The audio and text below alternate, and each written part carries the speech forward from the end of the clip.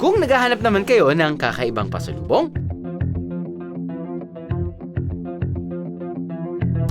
Drew, alam mo ba kung ano ito? hindi. Ito yung katukong. Katukong.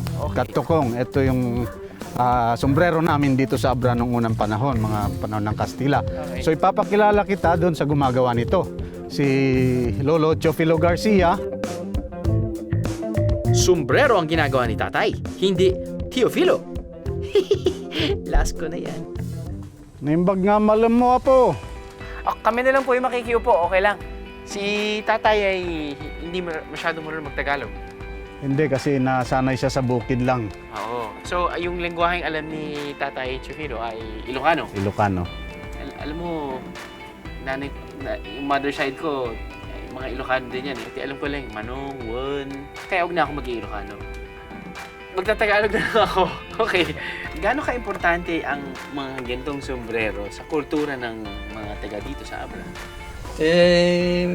Masaw nga kalugong takastoy din sir kwa masaw nga kabalyero. Unang panahon daw, ang gumagamit lang yan kasi ay yung mga mayayaman. Ang tawag sa kanila pag nakaganyan na suot ay kabalyero. Kabalyero. Yes, so ang mga Para sa mga hindi nakakalamin, sa mga millennials na nanonood sa atin, ano yung ibig sabihin ng kabalyero, sir? So yung kabalyero daw, yun yung mga may sinasabi sa buhay nung panahon. Yung mga achievers, mga gano'n. Not necessarily wealthy. Ano yun? Nakapag-aral, nakapagtapos. Ganyan. Hindi naman. Hindi naman. Halimbawa, doon sa field niya, siya yung outstanding, parang gano'n. Salakot o katukong sa Ilocano. Isa itong klase ng tradisyonal na sombrero na madalas isuot noon ng mga Pilipino. Ginagamit din itong proteksyon sa matinding init o accessory sa #OOTD ng mga taong mataas ang panunungkulan. So, tay, kailan ho kayo nagsimulang gumawa nito? Mga gantong klaseng sombrero?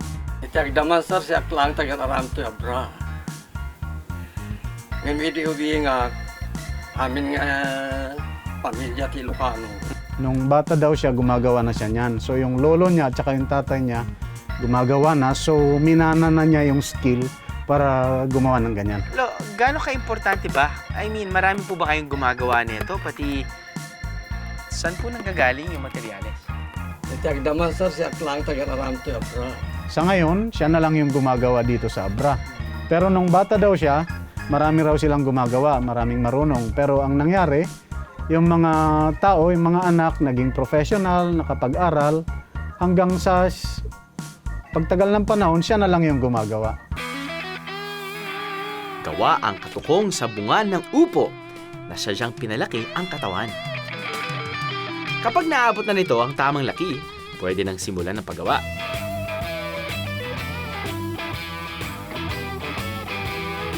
Hinahati at nililinis ang upo, iniiwan ang itaas na parte nito at itinatapon ng ibaba.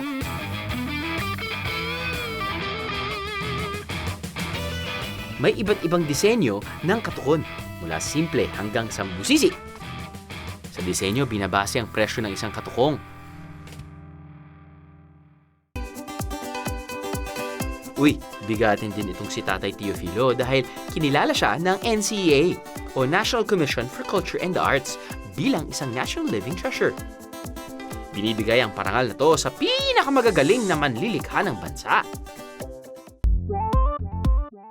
Siyempre, papayag ba naman ako na hindi masubukan ang paggawa ng katukong? Malay nyo, maging national artist din ako. Ha! Ayos! Woo!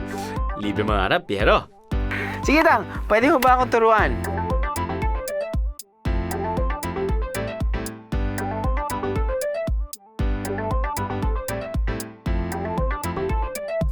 Five minutes lang ako gumawa, parang wala nangyari. Kahit siguro 30 minutes, feeling ko wala pa rin mangyayari sa akin dahil syempre unang-una hindi ko gamay. Pangalawa, parang napakahirap at napaka-intricate nga ng ginagawa ni tatay upang makagawa lang ng isa.